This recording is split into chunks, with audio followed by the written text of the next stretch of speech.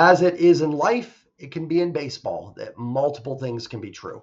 That was a tremendous series win for the Seattle Mariners despite today's result. To get 3 out of 4 from Houston, massive. It's also true this offense is pretty bad. What is up? What is going on, everybody?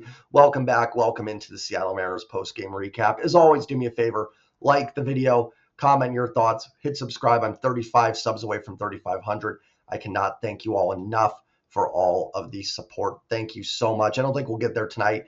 I'm uploading this way after the game is over, which again, I'll also apologize for. Afternoon games are tough for me. I'm working in the afternoon. I listen to the game on the radio. Come home, I try to watch some of it to get a feel for what happened. So the videos end up getting out pretty late. Also, is it just me or the Mariners lose all these afternoon games? I swear, every time I'm listening at work, got the earphones in and listening, they're losing when I'm at work. When I'm home, they're doing great. So maybe it's me. I just need to be home more. Well, but more views, more subs will help that. So get on that, everybody. No, I'm just kidding. I love y'all.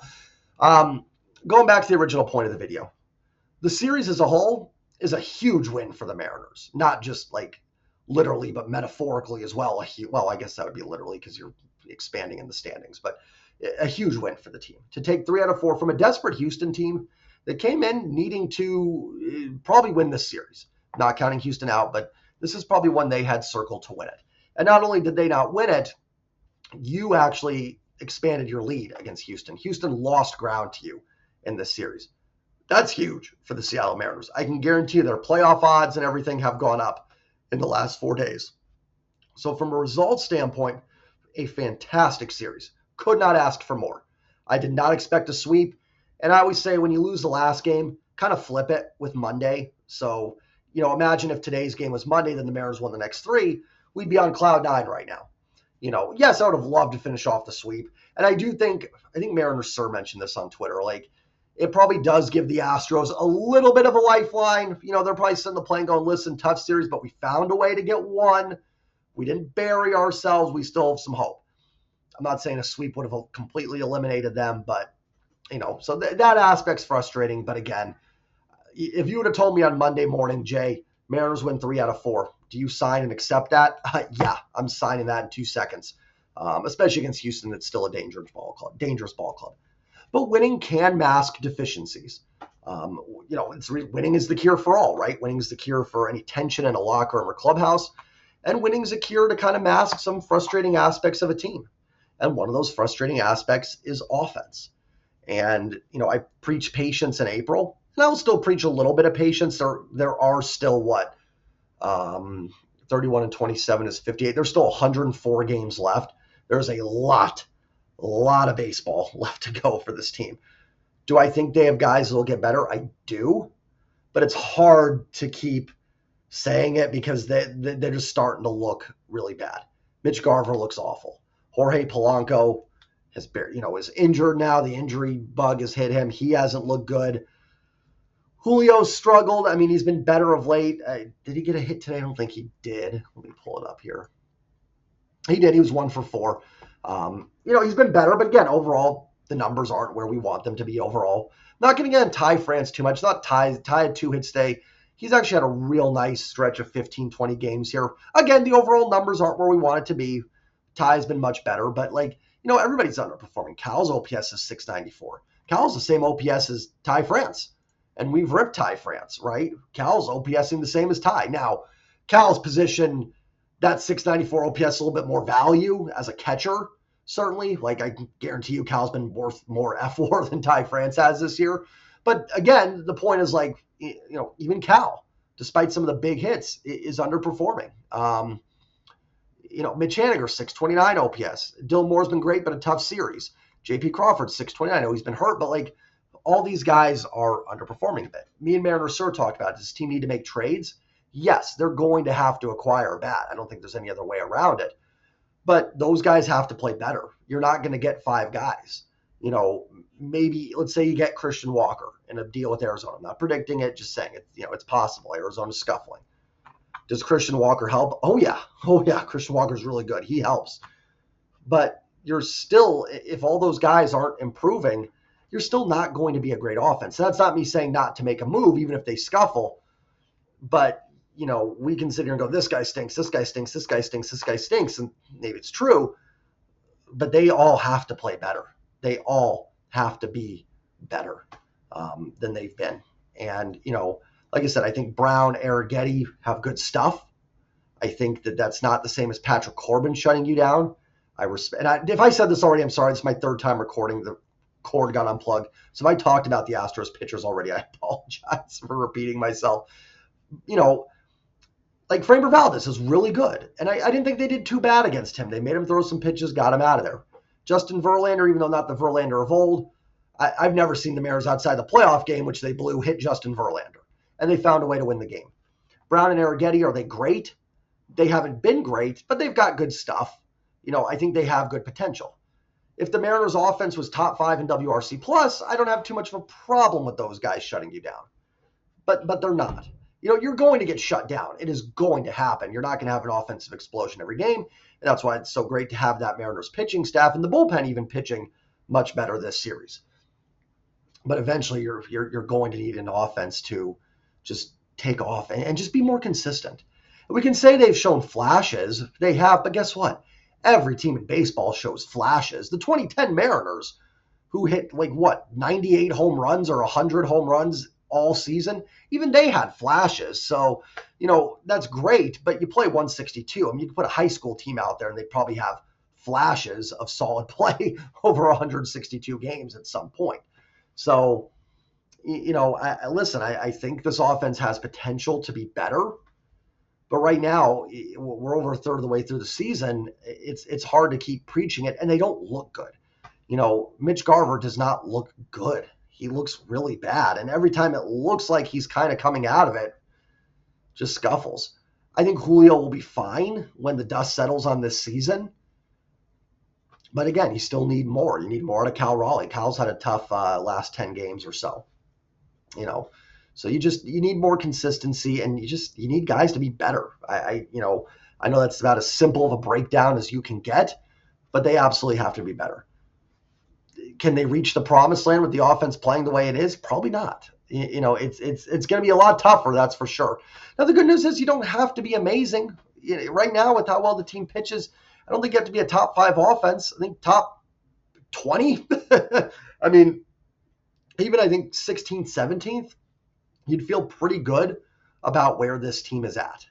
So I think sometimes losses can mask good performances, but also wins can mask bad performances. I'm not at all going to be mad that they won 3 out of 4 from Houston. And again, the report card for the Mariners, I think, is positive. They're in first place. They have a 3-game lead. That's another big thing. That 3-game lead does matter. I know people say, it can be gone in 3 days. It could. More than likely, it's not. You'd actually be surprised how tough it is to make up 3-4 games on a team. I'm not saying it can't happen. They can be gone in a week. But for the most part, that's probably something that's going to take, if someone is going to pass them, 15, 20 games. The reason I bring that up is it does buy you some time. This team doesn't have to be desperate right now to make a trade. If you're 4 games back in the division, I think you've got to, Ty and Colby mentioned all the time on Locked On, selling $2 to get a dollar back. You don't have to do that right now. You are in a position where I don't want to just preach, you can just sit back, but you don't have to get desperate at the moment for a trade. You can try to get some of these guys going. And I think that's what the goal of this team is to try and get these guys going a little bit so they don't have to make any desperation trade. The other good thing about being 3 games up is it hopefully is going to force the front office and ownership to make the moves to put this team over the top.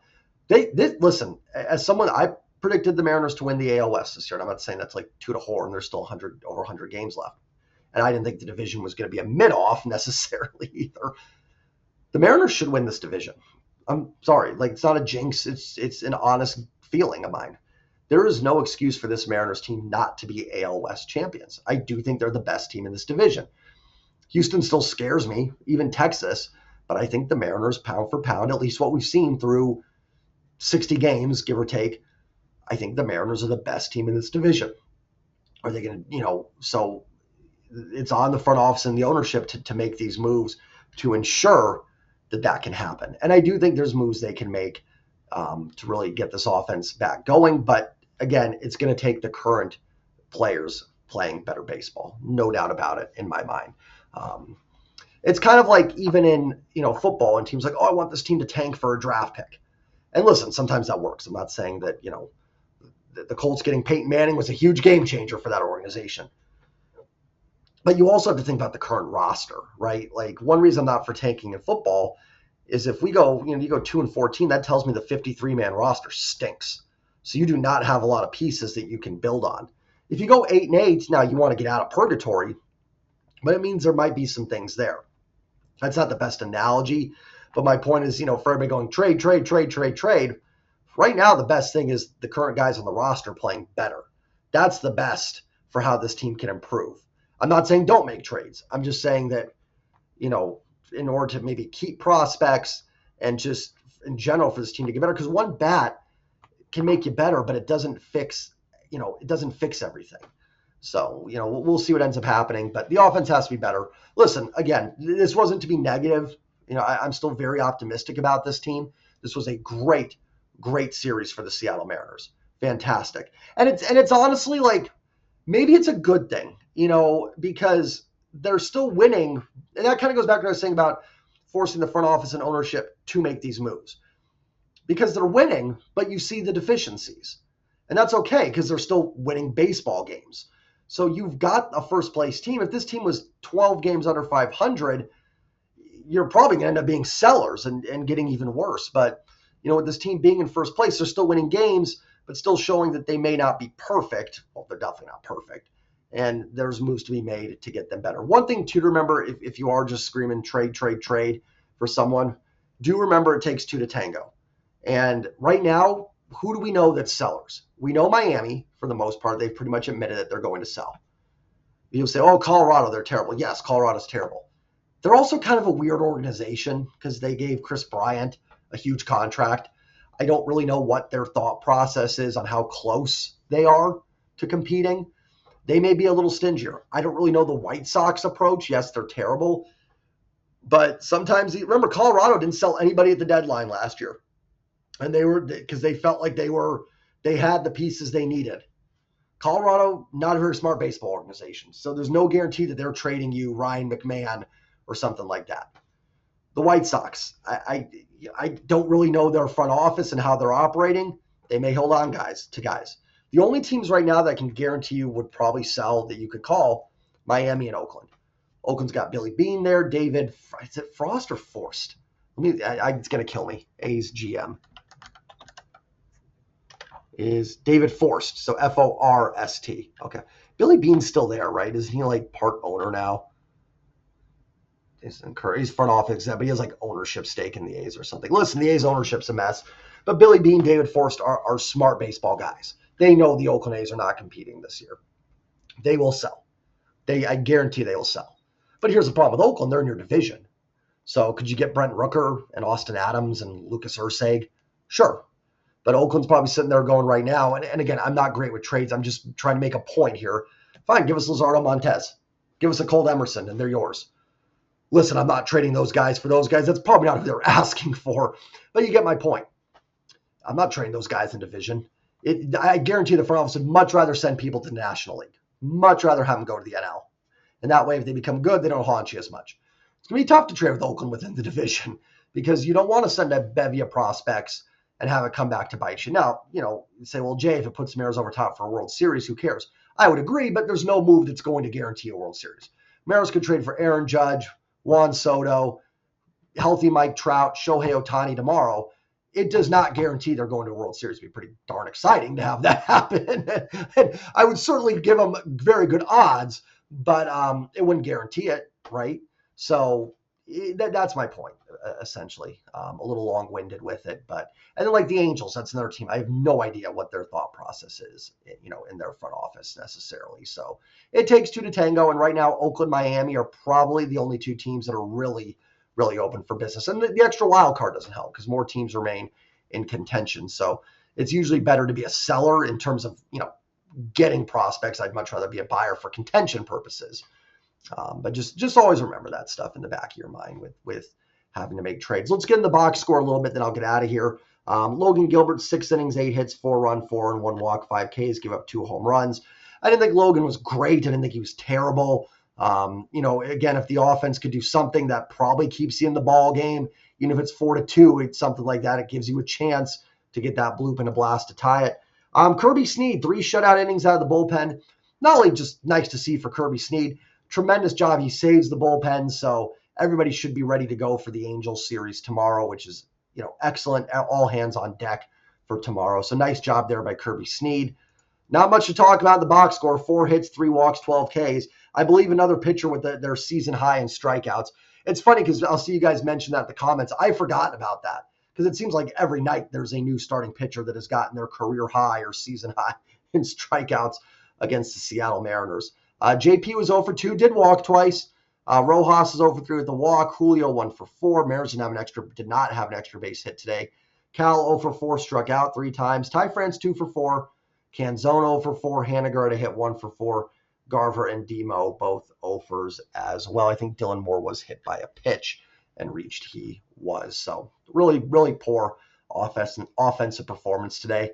No doubt about it. So listen, the schedule opens up a little bit now.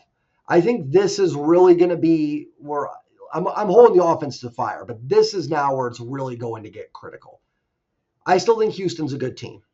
So listen, frustrating performance for the offense, yes, but you did win 3 out of 4. Fine. Love it. Fantastic.